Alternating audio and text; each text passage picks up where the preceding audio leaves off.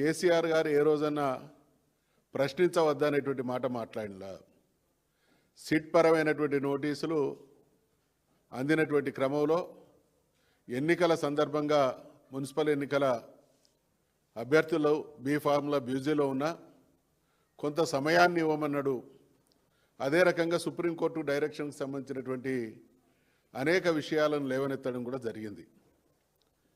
ఏ రోజు కూడా BRS party ఇటువంటి ప్రజలకు ఇచ్చినటువంటి హామీలను విస్మరించి ద్రోహం చేస్తూ తప్పుదారి పట్టించేటువంటి ప్రయత్నాలు చేస్తూ అనేక విచారణల పేరిట ప్రజలకు ద్రోహం చేస్తున్నటువంటి కాంగ్రెస్ ప్రభుత్వాన్ని అడుగడుగున నిలదీస్తూ ఉంటే దారి మళ్లించడానికి, ప్రజల్ని మిస్గైడ్ చేయడానికి అనేక రకాలైనటువంటి ఎంక్వైరీలు చేసినప్పటికీ ప్రతి సందర్భంలో బీఆర్ఎస్ పార్టీ స్పష్టంగా చెప్పింది విచారణలకు మేము సహకరిస్తామని.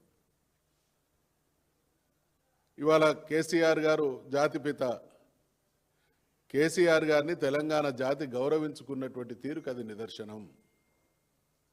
ఇవాళ మీ పార్టీ, ఇవాళ కాంగ్రెస్ పార్టీ ఎవరి పేరిట నడుస్తూ ఉన్నది?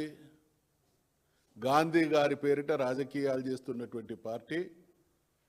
ఆయన కుటుంబానికి సంబంధం లేనటువంటి కుటుంబం గాంధీ పేరిట రాజకీయం చేస్తూ రాజకీయ పబ్బం గడుపుకున్నటువంటి కాంగ్రెస్ పార్టీ నాయకులు కేసీఆర్ గారు జాతిపిత.